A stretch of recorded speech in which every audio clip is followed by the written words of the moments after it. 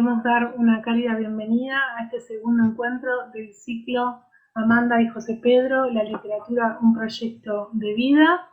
Estamos muy emocionados de volver a encontrarnos luego del hermoso encuentro que tuvimos el jueves pasado con Álvaro. Como ustedes saben, este encuentro, este ciclo, es gracias a la sinergia entre varias organizaciones que juntaron ganas y corazón.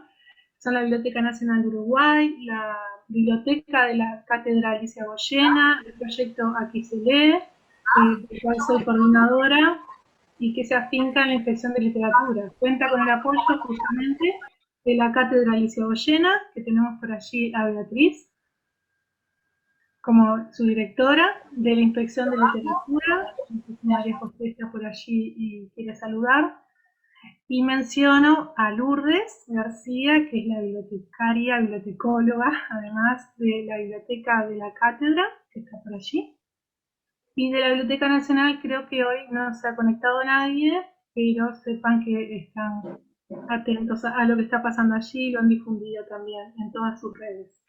La charla de hoy está a cargo de Alfredo Alzugarat, que ustedes también es un nombre que deben conocer. Es licenciado en letras, escritor, periodista, crítico literario, y es miembro del Departamento de Investigaciones de la Biblioteca Nacional de Uruguay. Va a contar en esta presentación con el apoyo técnico de alguien que fue fundamental también para que este ciclo surgiera, que es la compañera profesora Laura de Torres, que trabaja con nosotros en Inspección de Literatura, y que gracias al diálogo alrededor de estos dos personajes tan fundamentales para nuestra literatura, fue que surgió la posibilidad de hacer este ciclo, así que Laura seguramente está por allí. También veo que está conectado Clemente, que va a ser también Clemente Padín, poeta, que va a ser parte de este ciclo. También está por allí Marisa Negri, que la quiero saludar, que está desde Isla del Tigre, nuevamente acompañándonos. Mucha gente, muchas caritas que se repiten del encuentro anterior. En el chat ya estuvimos viendo los saludos de Artigas, Florida, Minas, un montón de Rivera. Y eso también nos emociona porque abre la casa, como siempre dice Beatriz, la casa de Alicia, que está habitada, esta casa virtual que permite que nos podamos seguir encontrando a pesar de la situación que vivimos. El video, también queremos agradecer el video introductorio a la Sala de Literatura del Liceo 1 de Mercedes Soriano, que es un trabajo precioso y que por eso fue en esa introducción, mientras ustedes entraban de esa sala de espera ansiosos, compartir ese hermoso trabajo. Bueno, yo no quiero robarle más tiempo a Alfredo, creo que dije todo. Si no lo dije, luego me apuntarán las compañeras para hacer un repaso al final. Les quiero pedir que los micrófonos estén apagados para no interferir.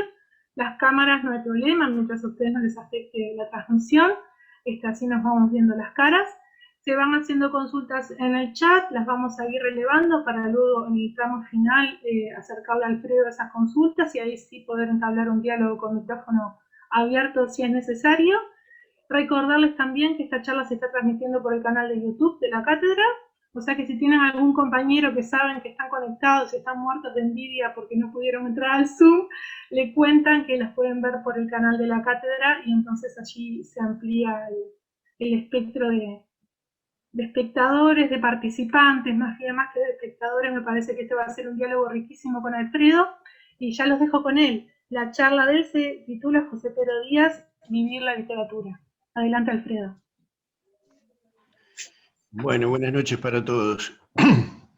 Vale la pena aclarar que José Pedro Díaz, que fue un genuino representante de la generación del 45, en realidad cumplió su centenario el 12 de enero, una fecha en la que todos estamos en otra cosa, de manera que se decidió conmemorarla junto al centenario de su esposa, que es el 24 de junio. La mayoría de ustedes habrán oído nombrar a José Pedro Díaz y algunos quizás hayan tenido oportunidad de conocerlo personalmente, siempre como un profesor de dotes muy relevantes, muy recordado, sobre todo por su erudición, por su generosidad con que siempre prodigaba su conocimiento, también por su voz seductora. Digamos que esa es la imagen más conocida de José Pedro. Sin embargo, yendo más allá de esa faceta, nos encontramos con una personalidad compleja y con una multiplicidad de facetas que me parece necesario ir conociendo antes de profundizar en la que yo considero más importante, que es la de narrador, y en su obra más representativa, que es Los Fuegos de San Telmo. Vamos a empezar por lo más obvio. Fue también un gran lector. Su biblioteca, en la mítica casa de la calle Mangaripé, hoy María Espínola, contenía 9.000 volúmenes, de los cuales tuve oportunidad de hojearlos casi uno por uno, buscando subrayados y notas al margen. Y puedo decir, como ya lo dijo Álvaro Díaz en la charla anterior, que estaban representadas todas las ramas del saber, por supuesto con una alta predominancia de literatura, pero también historia, todas las ciencias humanas y todas las ciencias en general. Nos habla esa biblioteca de una persona con un gran afán de conocimiento, con un gran interés por saber lo más posible, con una mentalidad casi renacentista de querer abarcar todas las ramas del saber. No en vano, el lema de su juventud fue Ostinato Rigore, un lema que toma de Leonardo da Vinci. Es posible que Leonardo da Vinci haya entrado quizá a la vida de José Pedro a través de Amanda. Amanda Berenguer, en su libro El monstruo incesante, en el apartado autobiografía, dice que a los 15 años ya estaba enamorada de Leonardo da Vinci.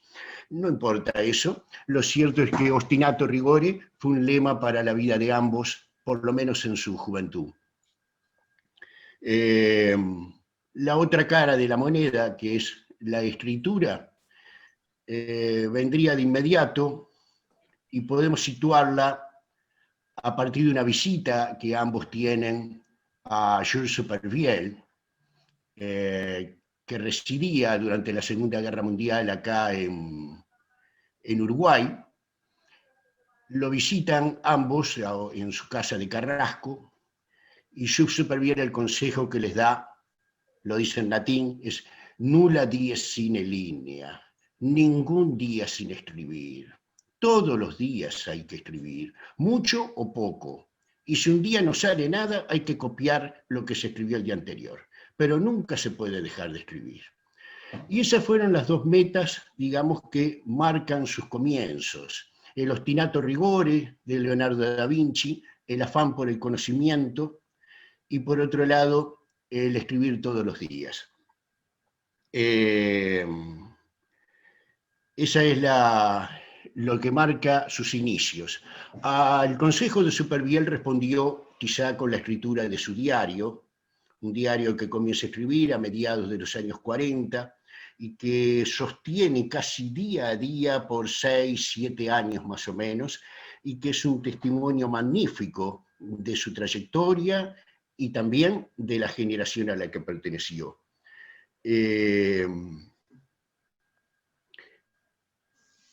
Para ir entrando en las distintas facetas, más allá de la lectura y la escritura, recordemos también que su trayectoria se inicia como poeta.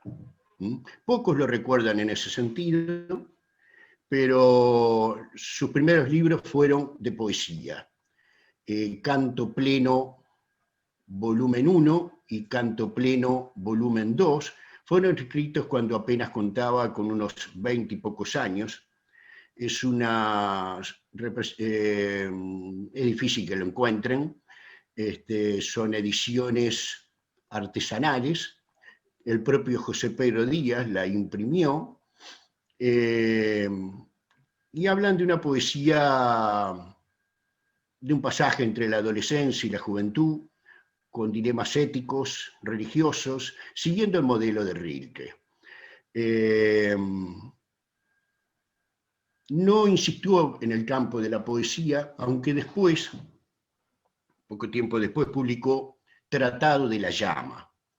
Y este es un libro más importante en la medida en que tiene la peculiaridad en que posteriormente fue incluido en un libro de prosa que se llama Tratados y Ejercicios, donde reúne él todos sus textos breves, extraños, raros, e incorpora, para mi gusto un poco forzadamente, Tratado de la Llama, de manera que, digamos, podemos decir de alguna manera que de la poesía pasa a la prosa naturalmente, sin mayor esfuerzo.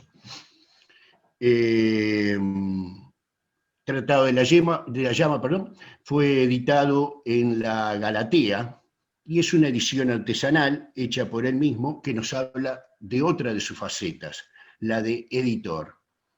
Tanto Amanda como José Pedro soñaron desde un primer momento en que se conocieron en publicar sus propias obras, en darlas a conocer por sí mismos,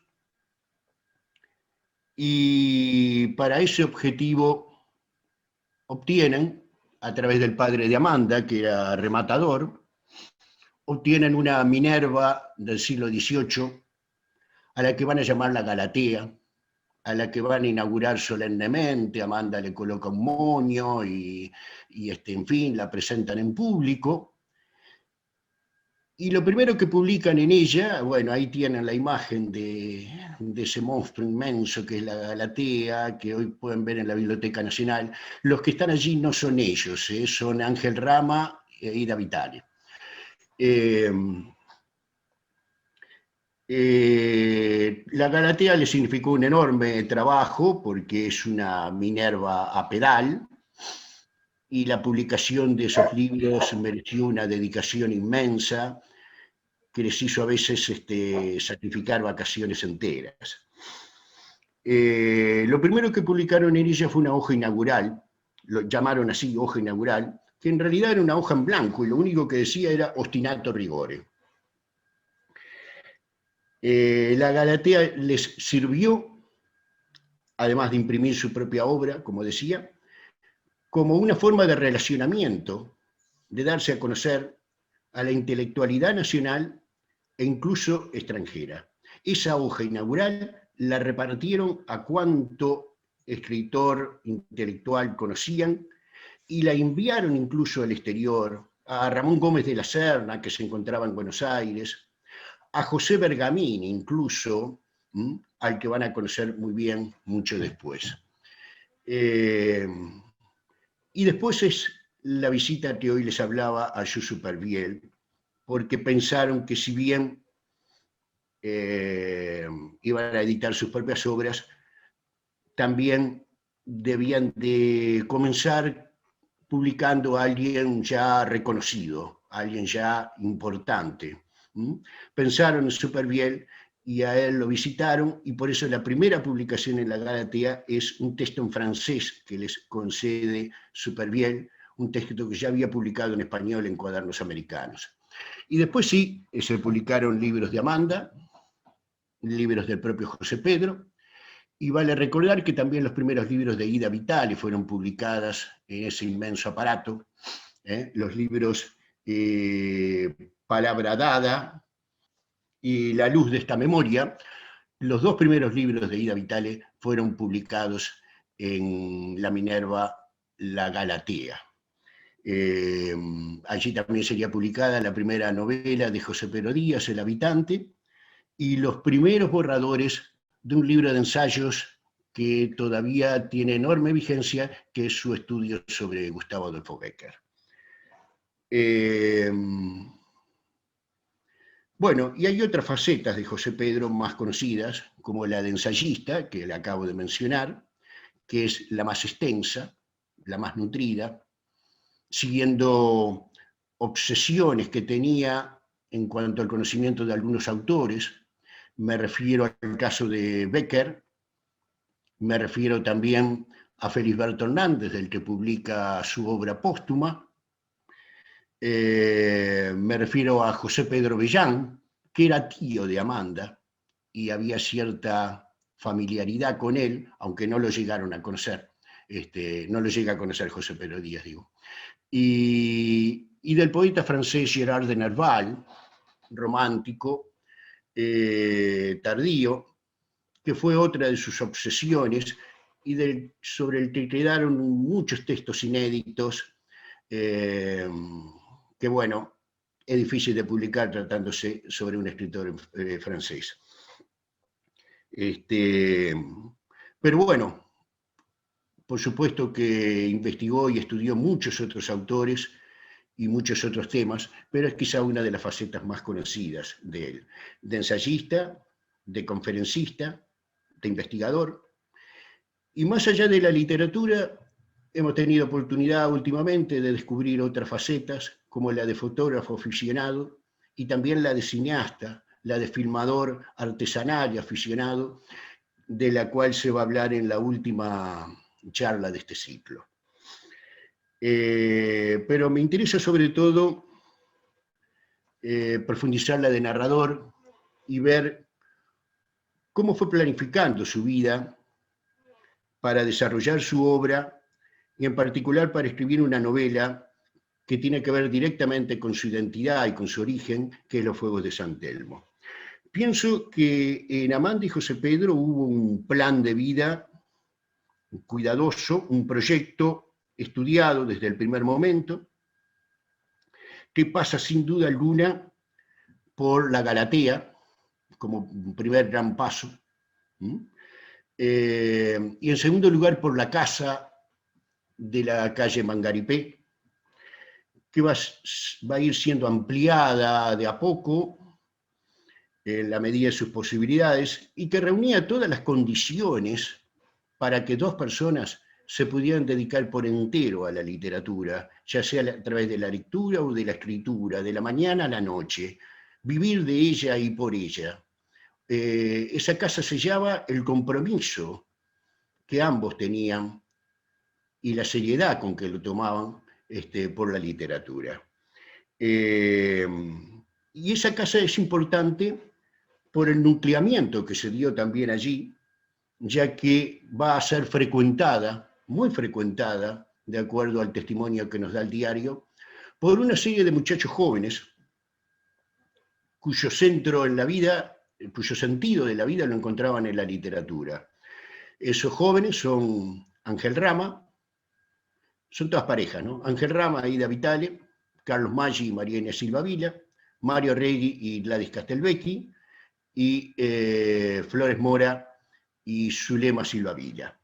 Se van a reunir casi muy seguido con el único afán de leerse lo que escriben, de criticarse ferozmente, sin piedad ninguna, y de comentar sus lecturas, las obras de teatro, de cine, todos los eventos culturales que de alguna manera participaban.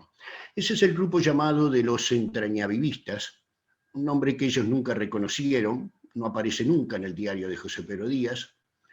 Al parecer su origen está en Carlos Martínez Moreno, aunque aparece también en la correspondencia de Rodríguez Monegal.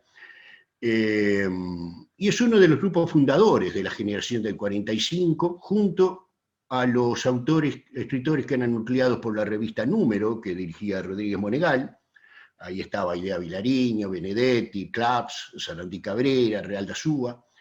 Y por último, el tercer grupo, quizá el menos conocido, el que giraba en torno a la revista Asir, donde más vinculado al interior y al regionalismo realista, donde estaba Bordoli, Guido Castillo, Raviolo y otras muchas figuras.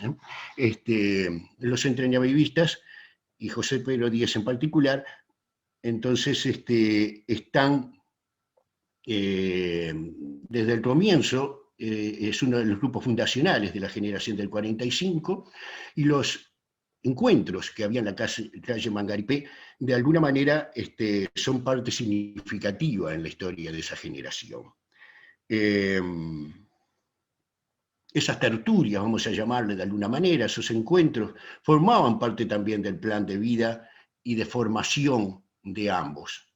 Va a haber un tercer paso que va a coronar la formación de ambos, y sobre todo la de José Pedro, que es el viaje a Europa, que ambos realizan en los años 50 y 51, viaje a Europa que es logrado a través de la beca Gallinal, una beca que otorgaba enseñanza secundaria a profesores destacados, y que consistía en 2 años sabáticos viajando por Europa, y que tenía como contrapartida una profundización en sus conocimientos, razón por la cual José Pedro Díaz se va a inscribir en la Sorbona, pero no va a dejar de conocer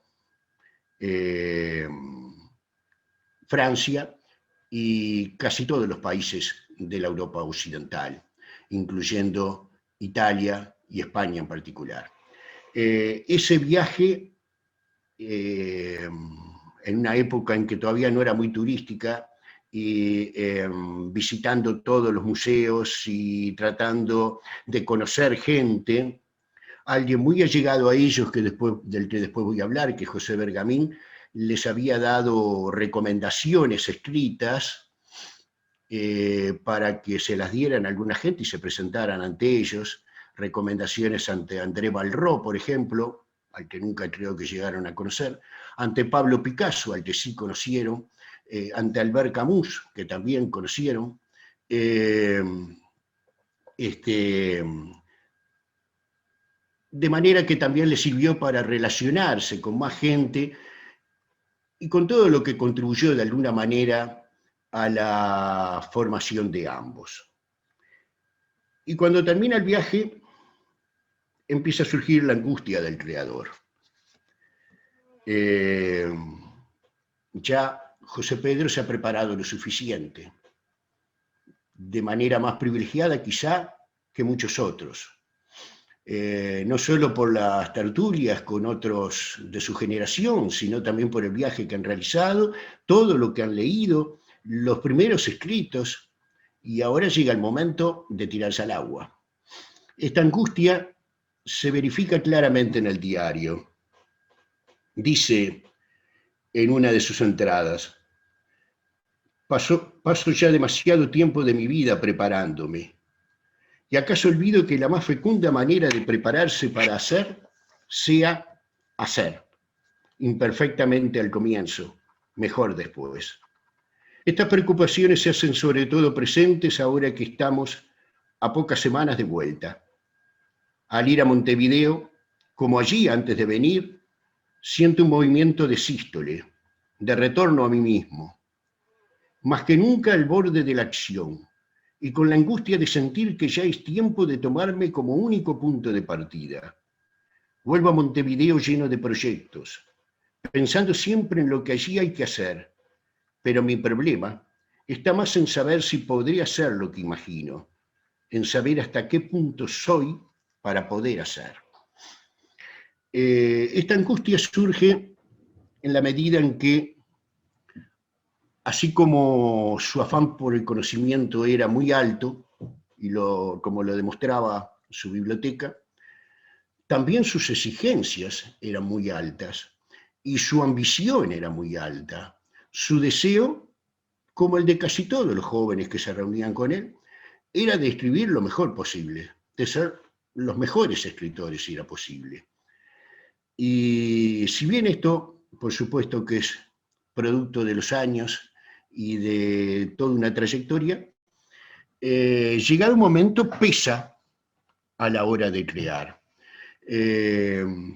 La angustia del creador surge entonces en José Pedro, esa angustia de la hoja en blanco de la que hablaba Flaubert, hacia los 30 años, cuando siente que todavía ha hecho muy poco, prácticamente, y que tiene una deuda muy grande con quienes lo han formado desde su primera niñez, como ya vamos a ver.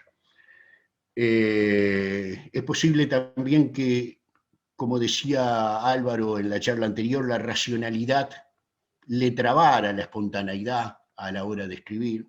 Es posible que también que su enorme erudición lo inhibiera,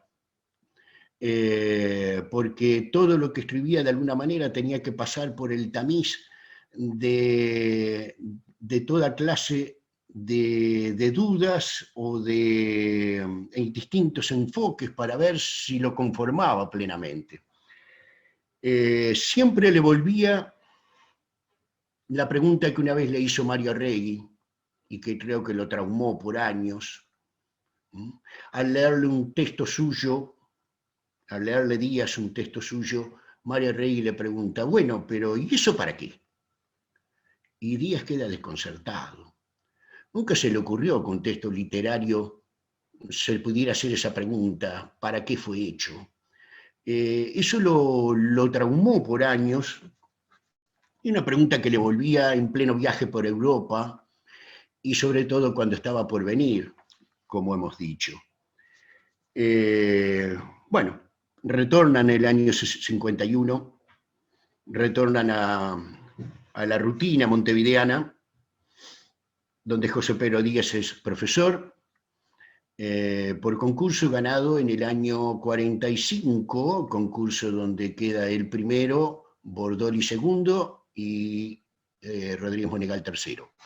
Y bueno, y hay que ganarse la vida también, de manera que muchas cosas quedan postergadas. Desaparece la afición a la fotografía y al cine, pero sigue escribiendo, y esto es lo más importante.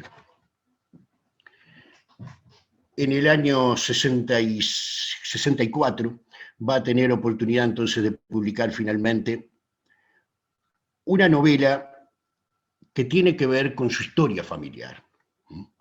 El problema del origen familiar es algo que lo ha conmovido desde el primer momento.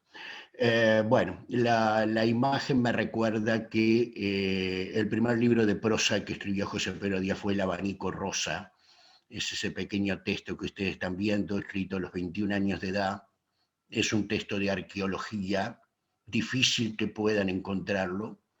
Y vale la pena recordar que también antes de irse para el viaje había escrito El habitante, publicado en 1949. Sirve esto entonces para decir que hay dos líneas narrativas en José Pedro Díaz.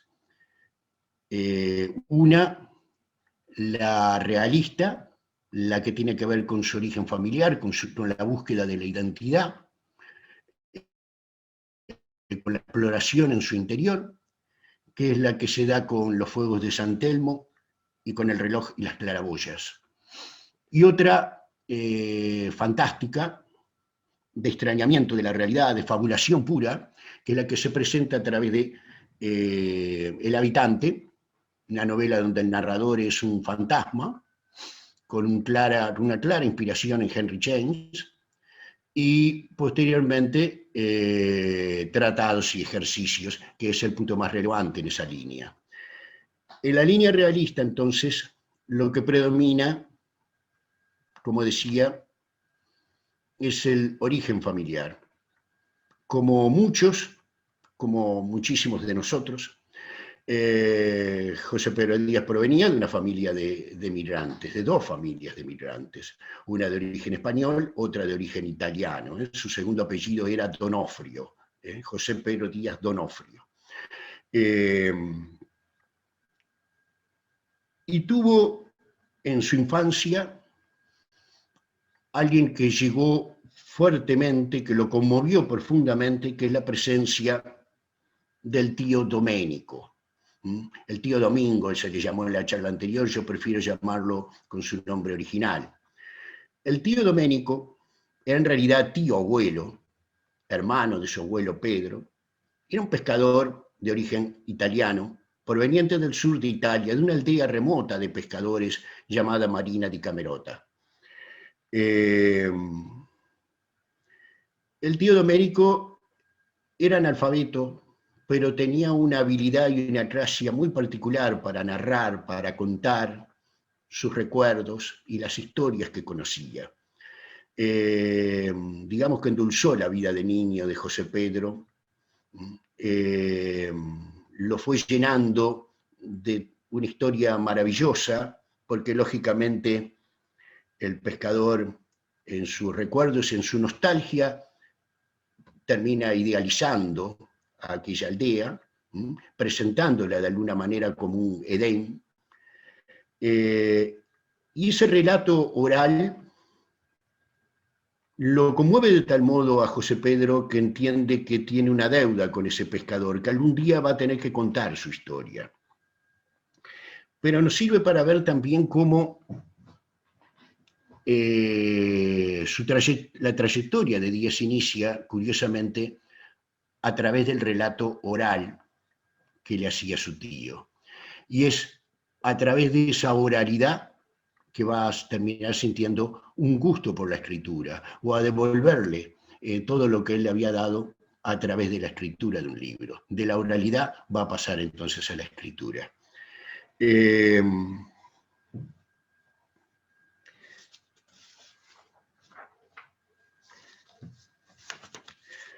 El tío Domenico, entonces, es un personaje que se encuentra inevitablemente en el punto de partida de la novela Los Fuegos de San Telmo.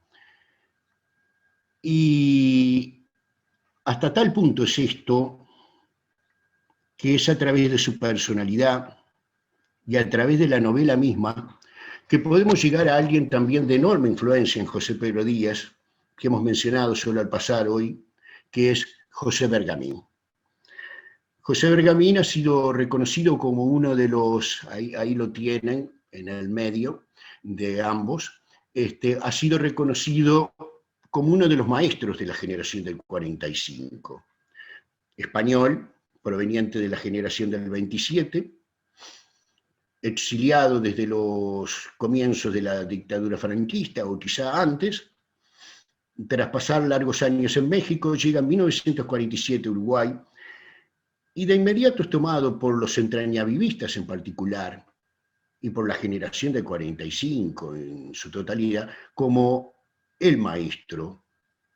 Es cierto que estaba también Spínola, Onetti, pero nadie les llegó tanto como Bergamín. Esto no es unánime para toda la generación.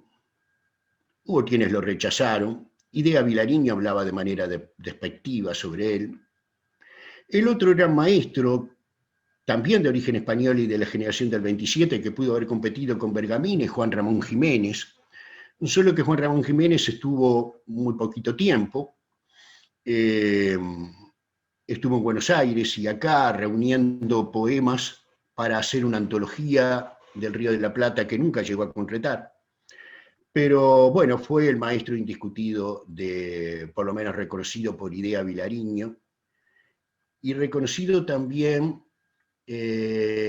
por una poeta argentina que aparece de manera insospechada para todos ustedes, en la casa de los Díaz, pero que la frecuentaba, sobre todo durante las vacaciones, y también en Playa Verde, donde estaba la casa de veraneo de ambos, que es María Elena Walsh.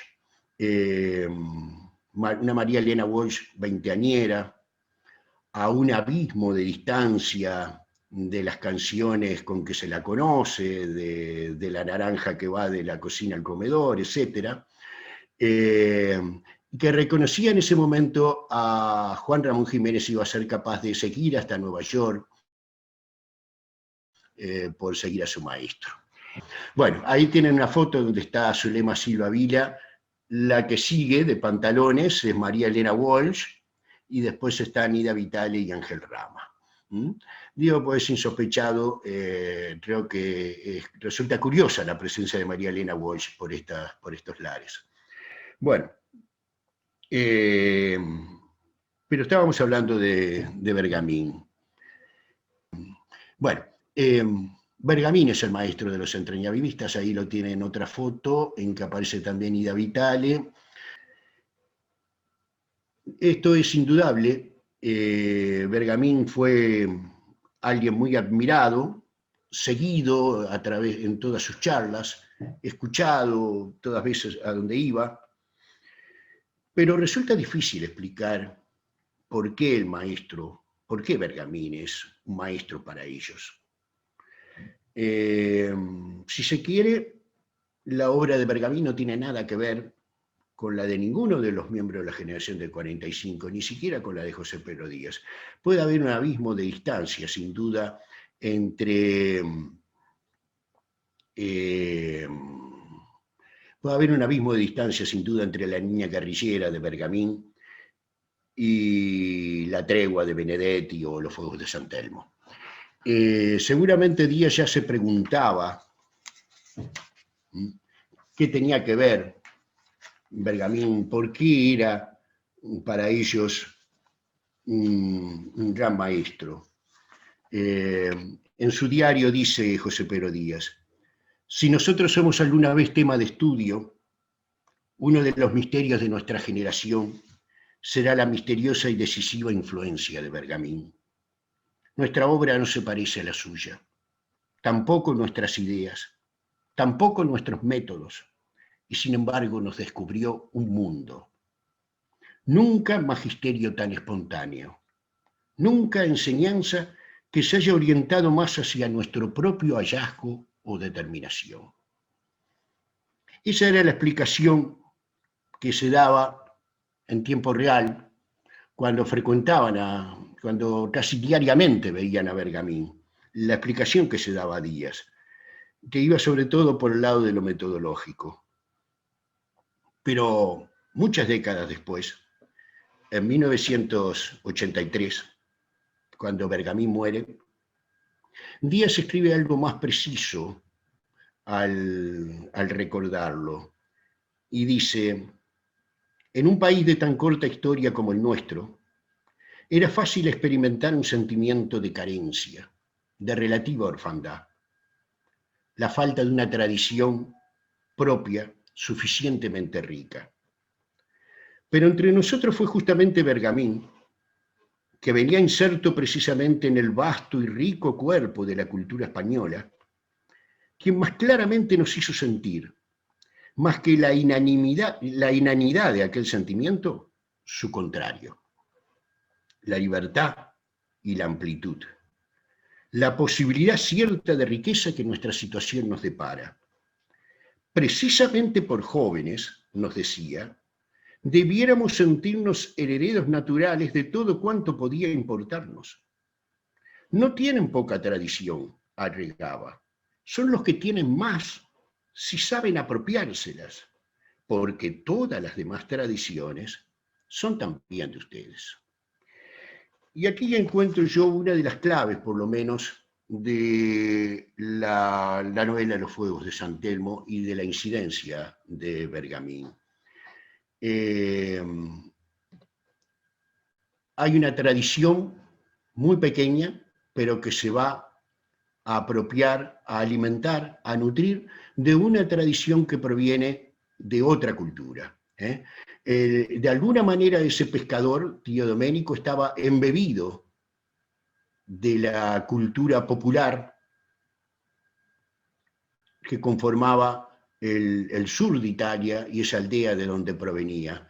Y al escribir Los fuegos de San Telmo, Díaz está conectando su propia tradición con una tradición, no vamos a llamarla ajena, pero sí otra, de otra cultura. Pero hay algo más preciso todavía.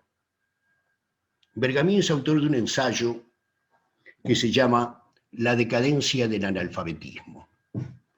Un ensayo donde habla del peligro que significa el avance tecnológico y de la educación y que puede dar fin a la riqueza que puede poseer el analfabetismo.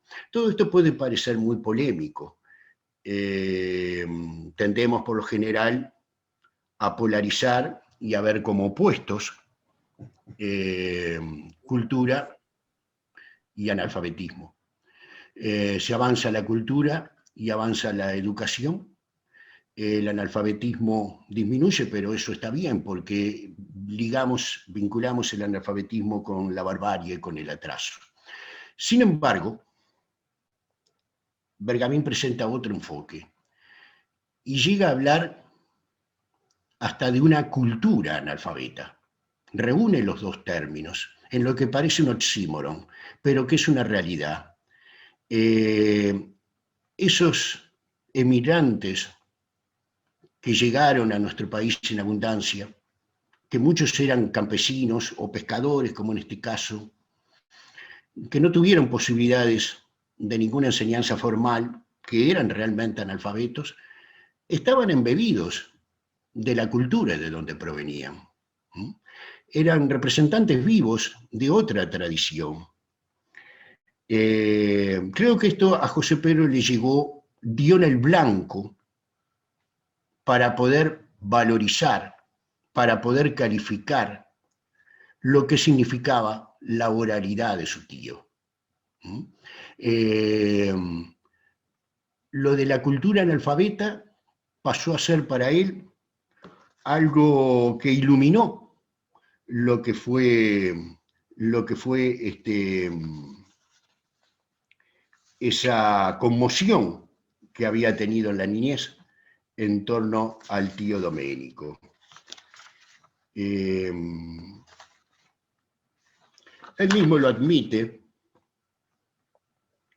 en un pequeño texto inédito de 2 carillas que se llama Autobiografía, que yo pienso que lo ha utilizado para otros trabajos suyos. Y entonces, recordando cuando tío Domenico llegaba a su cuarto a contarle historias, dice: ese era el pedazo más grande y rico del día. Es por eso, y también por cómo era él, por su calidad personal, por la de su rica cultura analfabeta, que dejó una huella tan fuerte en mi memoria. Solo años más tarde supe distinguir eso con claridad. Y fue cuando conocí España y hablé en el campo con algún campesino español. Y aún después, cuando expresamente hablamos de cultura popular y analfabeta, con José Bergamín. El tío Domenico era entonces el modelo de cultura analfabeta para José Pedro. Y esto es algo realmente interesante a tener en cuenta, porque creo que en el origen de muchos de nosotros también hay posiblemente un relato oral y una cultura, no sé si analfabeta o parecida, que es una tradición de otra cultura y que nos ha llegado de este modo. Digo, porque es un país, ya sabemos, de migrantes, todos nosotros somos descendientes de migrantes, y en el caso de Díaz, en su niñez, en Montevideo había más emigrantes que nativos en ese momento. Tan importante fue para Díaz esto, que fíjense ustedes que un personaje de la Eneida, Palinuro, José Pedro Díaz lo conoció el nombre, primero por su tío Domenico que por leer a Virgilio. Esto sucede porque la geografía del sur de Italia, de algún modo, está vinculada a los mitos clásicos, a los mitos griegos y latinos, y un promontorio de tierra que se adentra en el mar se llama justamente Cabo Palinuro. Lleva el nombre del timonel de la nave de Eneas. Se supone que ese es el lugar preciso, el lugar donde Palinuro muere, es decir, donde agotado por el esfuerzo se queda dormido sobre el timón, y el mar embravecido, una ola lo arrastra, lo lleva, lo saca del barco, se ahoga, después queda en la orilla insepulto, etcétera, etcétera. Se calcula que fue a esa altura. Claro, para tío Domenico, Palinuro era un lugar preciso de la geografía italiana, y un lugar que como pescador sabía que en los días de tormenta había que evitar por lo peligroso que significaba. De manera que entonces José Pedro, cuando llega a la figura, al personaje al lee la Eneida de Virgilio, se encuentra con algo que le resulta familiar, en el nombre de Palinuro. La cultura analfabeta entonces es uno de los ejes indudables de los Fuegos de San Telmo. El otro eje son justamente los mitos clásicos. Estamos ante una novela de migrantes, ante una novela de búsqueda del origen y ante una novela de viajes también. José Pedro Díaz realiza en la realidad el viaje al origen, el viaje a Marina de Camerota, al revés de como lo hizo su tío, por supuesto, para llegar al punto de partida.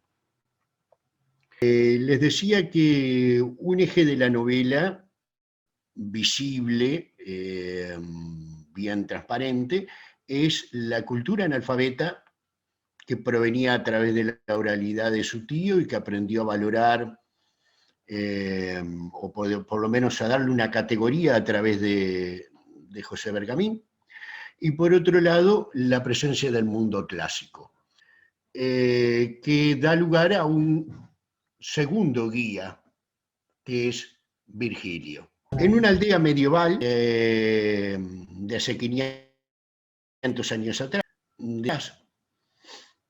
con casas donde no había ni luz, ni agua, ni baño siquiera, donde abundan las mujeres, muy pocos hombres, porque sigue siendo donde los hombres emigran. Y entonces Marina de Camerota abundaba en mujeres que, bueno, esperaban vanamente que algún día sus maridos o sus novios la llamaran de América. Y en ese sentido de encontrar un Edén extinguido en la búsqueda del origen, ustedes pueden comparar con cantidad de novelas similares, incluso hasta pensar en Pedro Páramo, por ejemplo. Tingue esta novela de Díaz, aparte de todo lo que venimos mencionando, es también la presencia de lo clásico, decía. Esto no fue siempre bien entendido, y de hecho es un punto polémico de la obra. Mario Benedetti, al recepcionar en un primer momento la novela Los Fuegos de San Telmo, en su reseña del Diario de la Mañana de aquel momento, no acepta la presencia del mundo clásico. Dice Benedetti, dice, en el capítulo más débil, el capítulo 13, se cita abundantemente al poeta de la Eneida, y de inmediato la narración se congela, pierde buena parte de su interés. El viejo pescador quizá debió ser el único guía en esta excursión, el único Virgilio de este peregrinaje.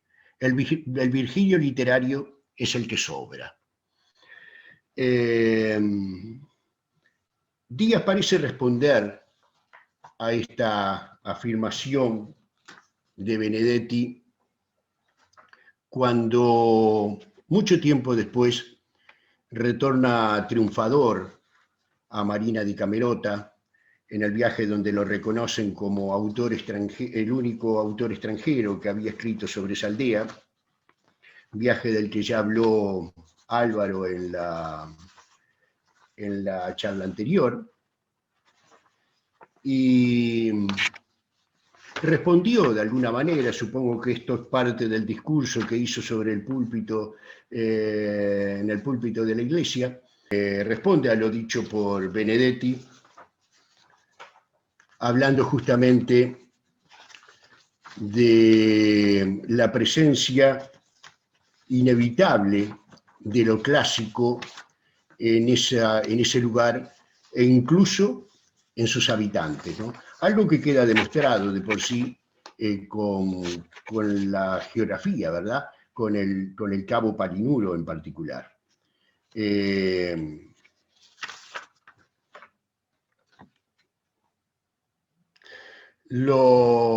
dice recordando a su tío en esa oportunidad. Era un hombre puro, sencillo y profundo, que cuando contaba hacía que sus palabras tuvieran un temple que emparentaba sus historias con los mitos clásicos. No en vano me contaba el peligro que significaba en el mal tiempo pasar el cabo Palinuro.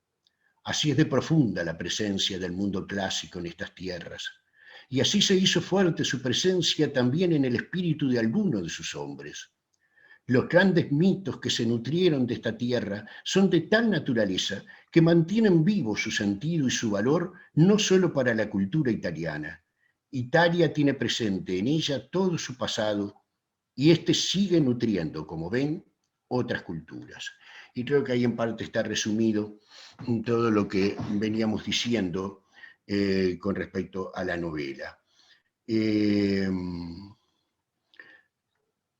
La memoria de Díaz actúa como un palincesto donde hay muchas capas y a la memoria de su tío se superpone de alguna manera los mitos clásicos.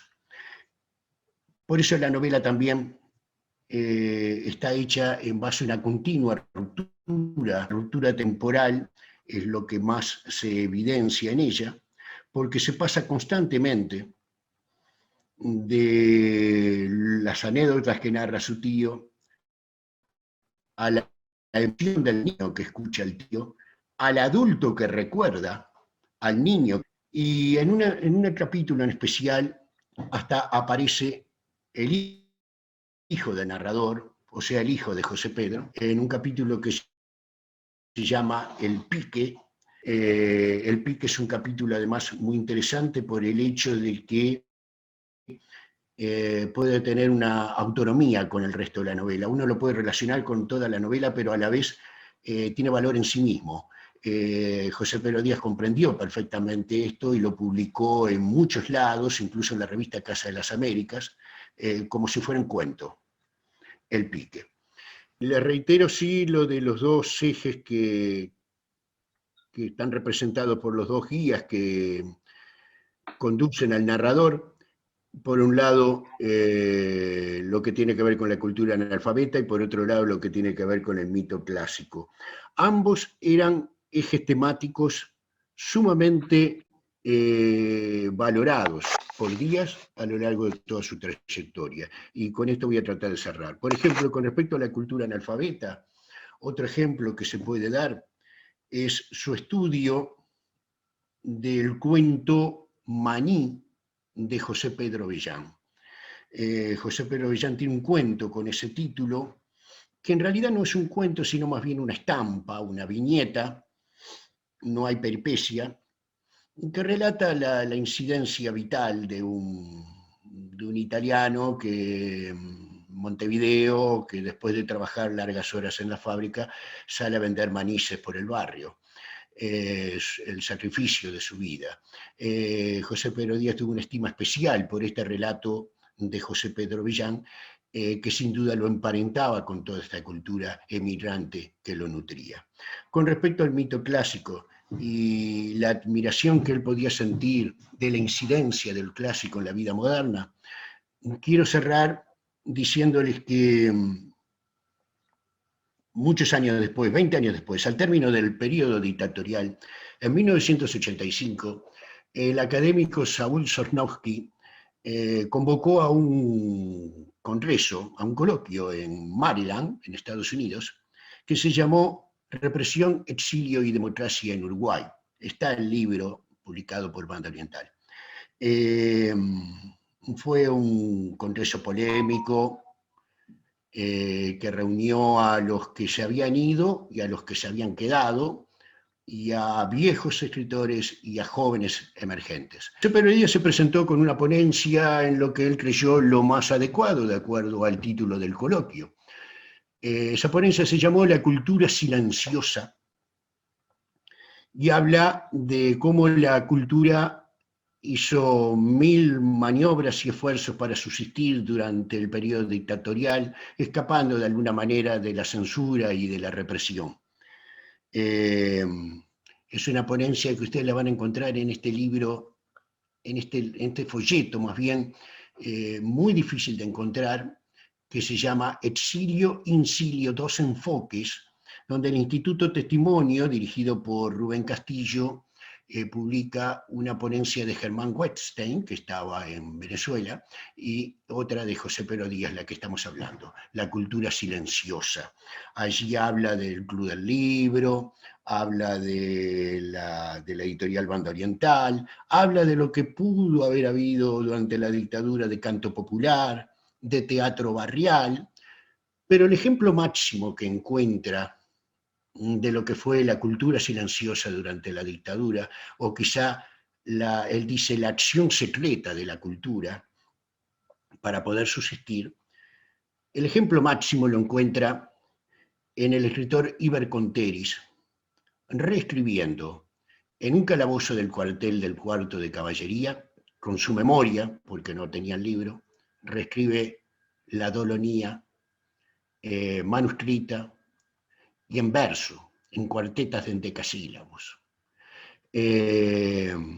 Realmente eso le pareció a Díaz realmente maravilloso, un ejemplo de literatura carcelaria que para él fue el sumum de lo que había sido la cultura silenciosa durante la dictadura, y le demostraba sobre todo la importancia del mundo clásico, de la literatura clásica, en las vicisitudes de un hombre 25 siglos después, de un hombre en la modernidad, digamos.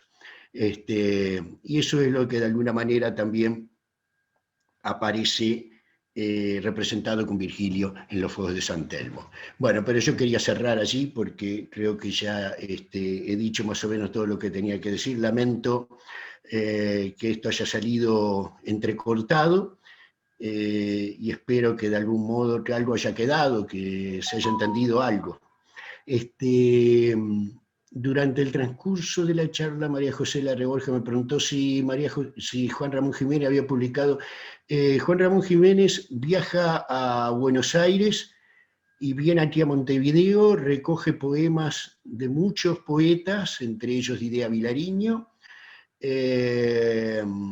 y después piensa hacer lo mismo que había hecho con poetas puertorriqueños y cubanos, creo, y después eso nunca llega a concretarse. En los archivos de Juan Ramón Jiménez se encontró el proyecto de elaboración de ese libro que nunca se hizo. Eso respondo a una pregunta. Gracias. Bueno. Gracias. Y que te largué otra pregunta, que era si la hojita decía solo eso, decía ostinato rigore nada más, nada más, así peladito, la hoja que...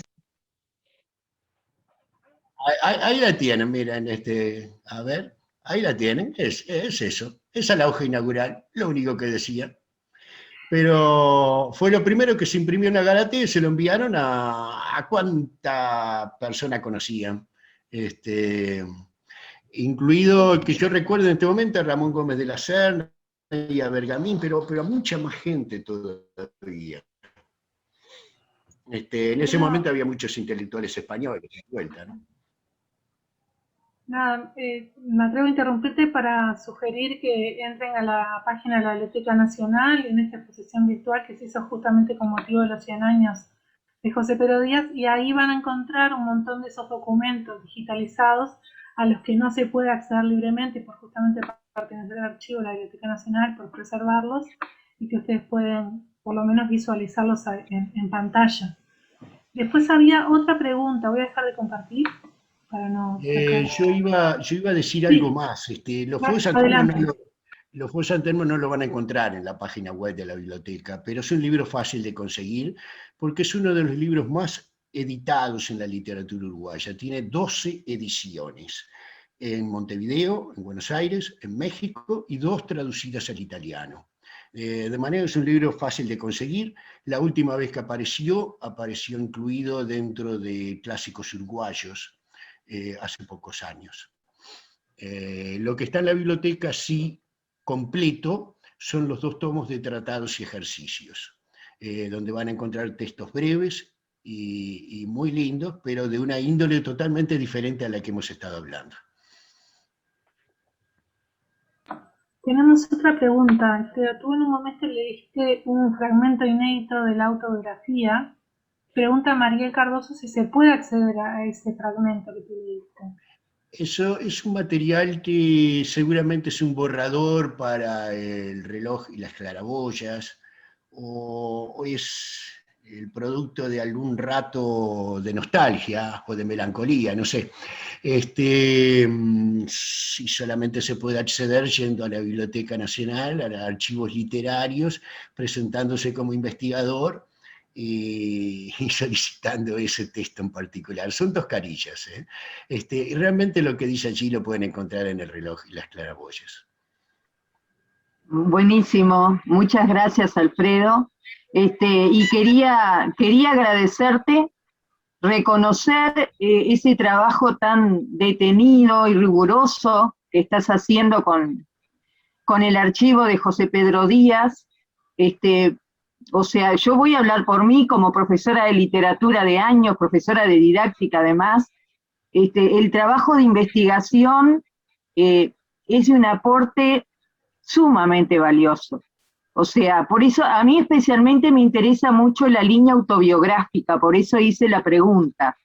Me gusta mucho también conocer el proceso creativo a través de la autobiografía. O sea que si hay una documentación que es más autobiográfica, por supuesto que me interesa acceder. Estoy formando parte de un grupo de estudios autobiográficos en la órbita del CFE, y bueno, después hablaré con los coordinadores a ver si hay una forma de presentarme como investigadora y acceder a esa autobiografía. Pero tú me decías, nos decías, mejor dicho, que se puede acceder de otra manera también, ¿tá? A ese pequeño documento. Así que muchísimas gracias por todos los aportes. Bueno, yo creo que lo más autobiográfico es Los Fuegos de San Telmo y El reloj y las claraboyas. Ahí es donde está concretado todo lo más autobiográfico que ha podido escribir Díaz. Con respecto a ese trabajo, me parece muy bien, en el sentido que se aproxima también a la forma de trabajar de Díaz, ¿no? Díaz lo que le interesaba era la implicancia entre vida y obra. Seguía el modelo francés de vida y obra que hay sobre cantidad de autores, ¿verdad? Creo que la biocrítica era el enfoque preferido por él. No obstante, creo que a través de la biocrítica llega a una aproximación también de enfoque marxista, porque no solo iba a la vida del autor, sino también a todo el contexto social que podía rodear a la obra. Le interesaba la literatura vinculada con el trabajo y la sociedad. En ese sentido hay un ensayo muy grande de él que se llama Novela y Sociedad. Sí, claro, sí lo conozco. Lo conocí la primera vez que leí a José Pedro Díaz fue a través de ese ensayo, lo tengo, claro, sí. Claro. Bueno, esos ensayos, muchos él los había publicado previamente en el Correo de los Viernes y sobre todo en la revista académica Estudios, que era una revista de circulación interna en el Partido Comunista, donde había un pequeño espacio ahí dedicado a la literatura. Pero su enfoque predominantemente fue biocrítico, y rechazó de plano, por supuesto, el estructuralismo antihistoricista, ¿no? No podía entender que la novela se explicara por sí misma, prescindiendo del contexto. Y para la teoría de la recepción supongo que llegó tarde. Así que su enfoque es sobre todo biocrítico y bueno, es de alguna manera el que usted proponía ahí para su trabajo. Muchas gracias.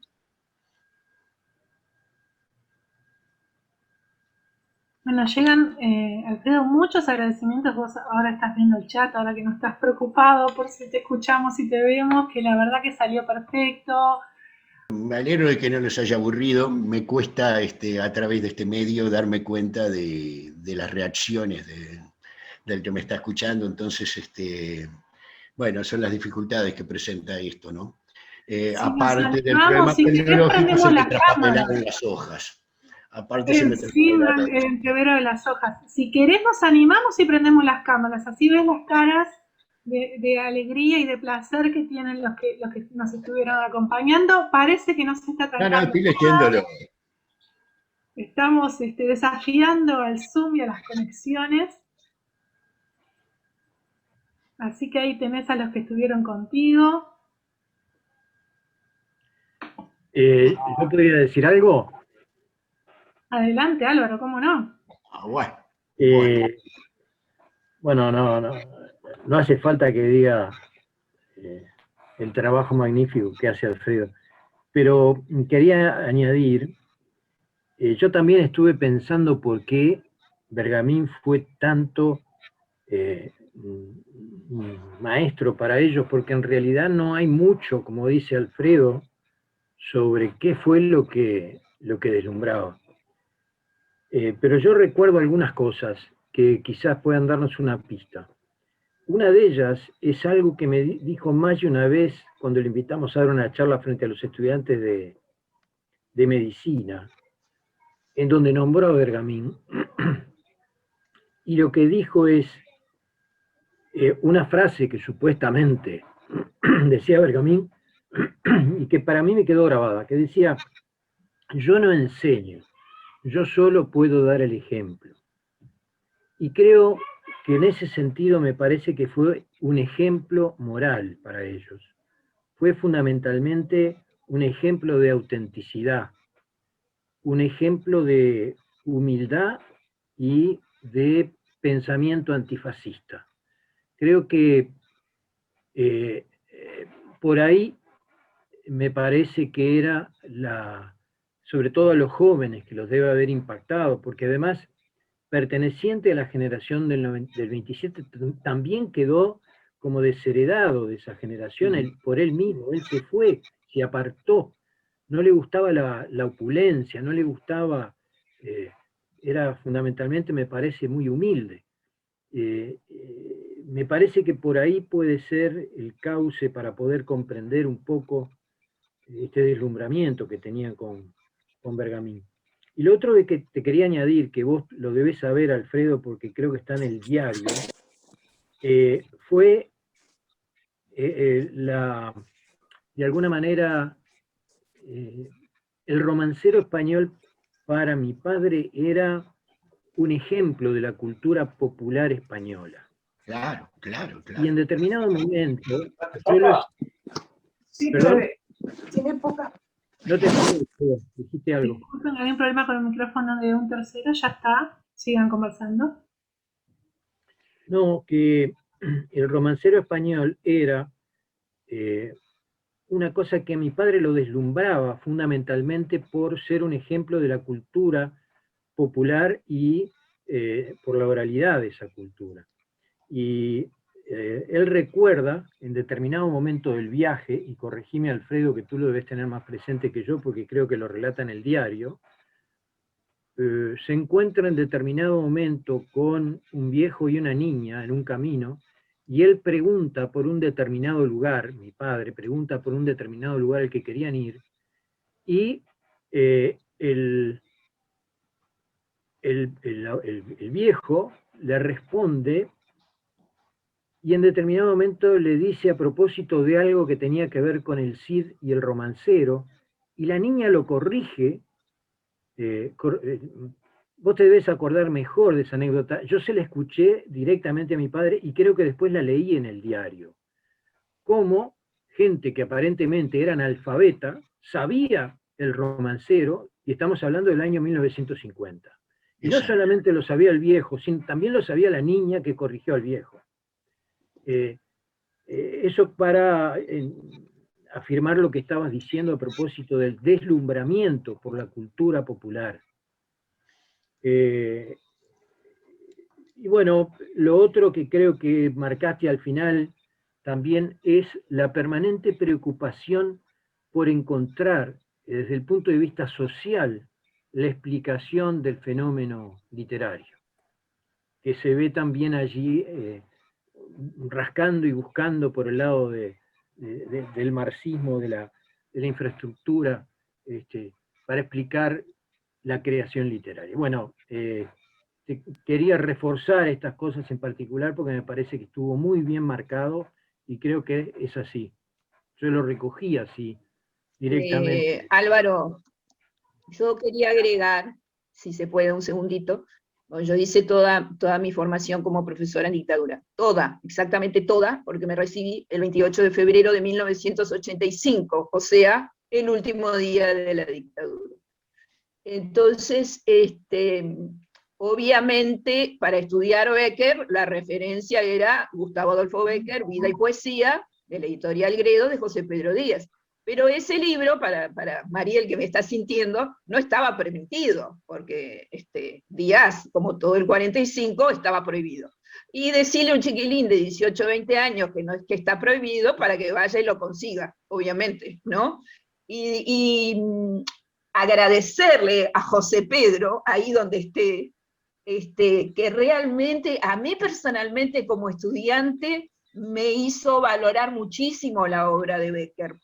Me parecía una cosa edulcorada, antigua, digamos, a la que había que pasarle el plumero, y sin embargo, algunos conceptos que estudié hace más de 30 años, los tengo muy firmes, a raíz de la biocrítica, como decía Alfredo hace un rato, que era su enfoque, de José Pedro.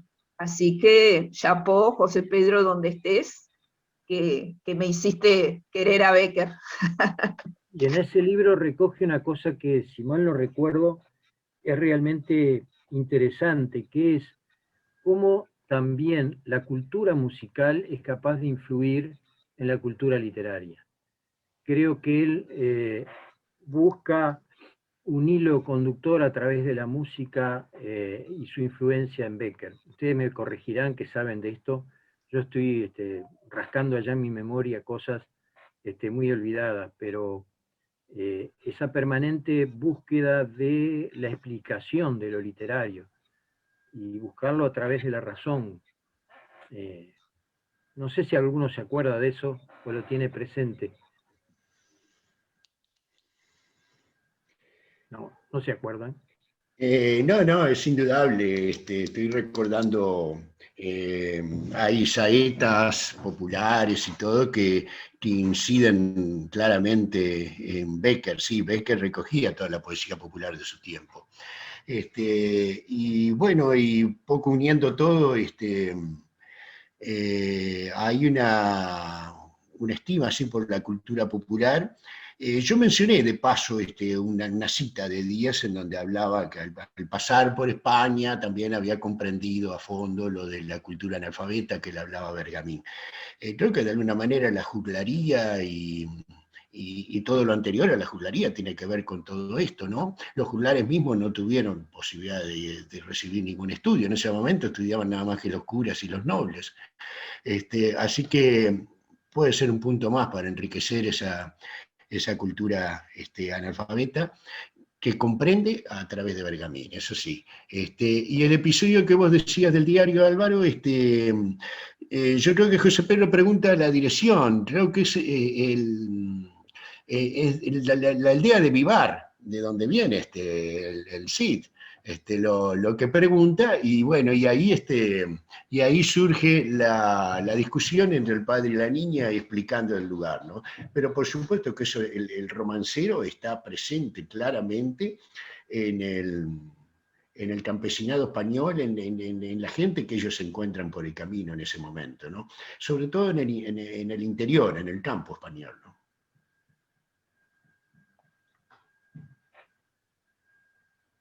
Bueno. ¿Tenemos alguna pregunta más? ¿Alguna intervención más?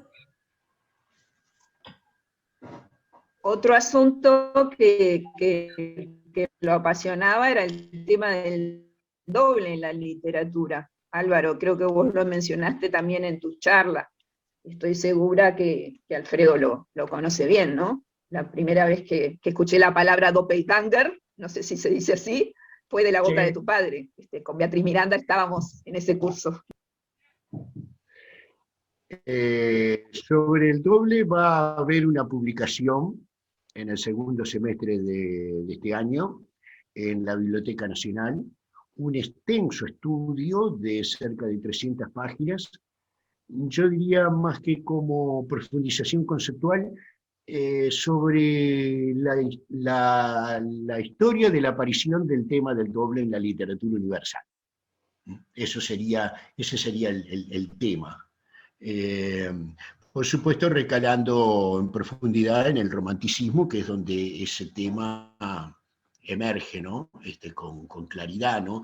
Antes lo que más existían las figuras dobles, pero... Recién Clemente en el chat dejó felicitaciones a todos los expositores, gracias, pero que se tiene que retirar.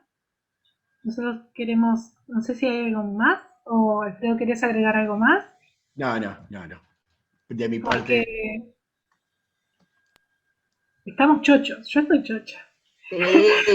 No, creo que los colegas compartirán cuando dijiste, hubo un cierto tono verde en la pantalla, cuando dijiste que había sido becado por secundaria 2 años en Europa, ¿no? Nos volvimos todos un poquito Hulk. Claro, es envidiable, seguro. No, dice, claro. Y yo pensaba, buah, no voy a decir lo que pensaba. Volverán las oscuras golondrinas, María. 29 años, recién casados, 2 años en Europa, viaje pago. ¿Qué les parece? Bueno, queremos para el cierre volver a agradecer a la Casa de Alicia Virtual por hospedarnos, por alojarnos, a la Biblioteca Nacional, a la Biblioteca de la Cátedra con Lourdes, que por allí está, y bueno, por organizar con Aquí se lee, al Despacho 412, que es el mejor de Juncal, que gracias al encuentro de Laura y María y quien les habla, este proyecto, convencimos a Alfredo, especialmente contando con la emoción de Laura, de que nos ayudara en realidad a darle vuelo a esta aventura, a que convocara a los otros expositores, así que esto sigue el jueves que viene, vamos a tener a Ignacio Baxter, ¿verdad, Beatriz? Luego el otro jueves tenemos a Clemente Padilla Silvia Guerra, y vamos a cerrar con Aldo Garay, con una presentación espectacular de un adelanto en exclusiva del documental que está haciendo, en el que Alfredo también nos va a acompañar. Así que te cedo la palabra, Bea, para que te despidas en nombre de la casa. Bueno, yo encantada de compartir otra vez esto. En realidad, bueno, la casa es solamente coorganizadora de esto, esto es, como vos lo dijiste en el arranque, es sinergia, y en realidad básicamente agradecer la generosidad de Alfredo y de Laura y de todos los expositores en realidad que posibilitan esto de encontrarnos para volver a mirar o mirar por primera vez, como decíamos ya con Álvaro en el encuentro anterior, a estos dos hacedores que hicieron del arte y de la literatura un proyecto de vida. Así que, bueno, nos seguimos viendo el miércoles que viene con Ignacio para asomarnos al archivo Amanda. Jueves, ¿no? Jueves. Perdón. El jueves, sí, ya la agenda de la casa es una especie de Tetris, pero ciclo es verdad que igual la otra fecha, vale aclarar, Bea, que no va a ser jueves, la otra fecha, sino que va a ser el viernes 18, exactamente, la del viernes 18 con Clemente y Silvia. Bueno, un gracias a todos por estar y fundamentalmente muchísimas gracias a Alfredo por este encuentro de hoy y por todo lo que haces por este ciclo y por todo lo que aprendemos. Por no amilanarse, por no achicarse y seguir intentando. Lo único que no podemos prever, ninguno de nosotros, es la conectividad. Y bueno, vos, la conectividad no pudo, ni contigo ni con todos nosotros. Así que arriba. Gracias. Chao. Chao. Muchas gracias a todos.